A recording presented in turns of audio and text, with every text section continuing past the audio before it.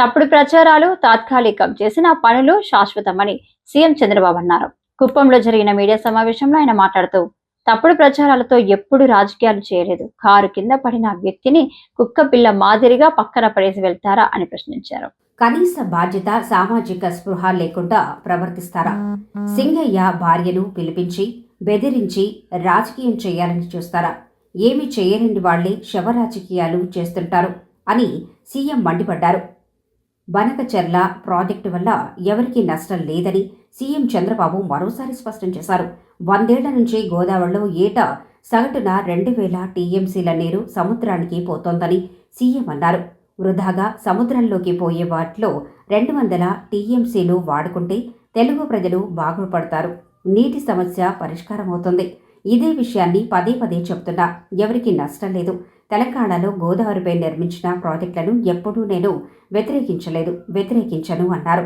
గత ప్రభుత్వం ఒక్క బిడ్డకే అమ్మఒడి ఇచ్చింది. ఎంతమంది పిల్లలు ఉన్నా మేము తల్లికి వందనం ఇస్తున్నామని చెప్పారు. దీన్ని ఏ క్రాపులు పండించాలి అనే దానిపైన నిరంతరం కూడా మనం పర్యవేక్షిస్తాం. పండించిన పంట వాల్యూ అడిషన్ కూడా ఫుడ్ ప్రాసెసింగ్ కూడా వెళ్ళాలి.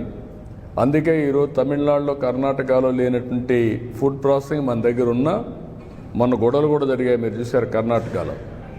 వాళ్ళంతా ఇక్కడ తీసుకొస్తామంటే మనకే చాలదని చెప్పి మనం చెప్పాం. ఇంకా చేయాల్సిన అవసరం ఉంది. ఫుడ్ ప్రాసెసింగ్ రావాలి, ఇంటర్నేషనల్ మార్కెటింగ్ రావాలి. స్టాప్ చేయాలంటే ఏ పంట వేయాలి కూడా వర్కౌట్ చేయాలి కదా. రాను రాను ఆధునీకరణలో తర్వాత రెండో విషయం కూడా మీరు చూస్తే ఫుడ్ హ్యాబిట్స్ మారిన తర్వాత దీనికి తగినటువంటి ఇది కూడా మనం తయారు చేయాలి. ఒకప్పుడు దిగుబడులు తక్కువ ఉండేటివి, ఇప్పుడు దిగుబడులు బాగా పెరుగుతున్నాయి. ఒకప్పుడు చిన్నప్పుడు నేను చూసినప్పుడు మామిడి ఇంటికే వాడేవాళ్ళం. మీకు కూడా ఐడియా ఉంది. ఇంటి కోసం చెట్లు వేసేవాళ్ళం. ఆ చెట్లు వచ్చే పంట తర్వాత వాణిజ్య పంటగా తయారైంది. అంటే ఎవరికొకరికి ఇచ్చి ఈ చెట్లు ఇంత పంట ఉంది నువ్వు కొనుక్కోమనేవాళ్ళు. వాళ్ళు వచ్చి హార్వెస్టింగ్ చేసుకొని వెళ్ళేవాళ్ళు. అది నెక్స్ట్ ఫేజ్. ఇప్పుడు దాన్ని నేను కానీ హార్టికల్చర్ అంతా ప్రమోట్ చేసి తెలుగుదేశం వచ్చిన తర్వాత డ్రిప్ ఇరిగేషన్ కూడా పెట్టి, అంత మునుపంతా వానాకాలం పండది. ఎప్పుడు నీళ్లు పెట్టేవాళ్ళం కాదు, ఇప్పుడు నీళ్లు పెడుతున్నాం.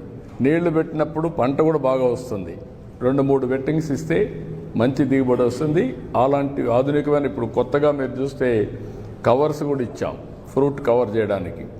అది కానీ వస్తే వాల్యుయేషన్ పెరుగుతుంది. మనకు పంట కూడా వాల్యుయేషన్ పెరుగుతుంది.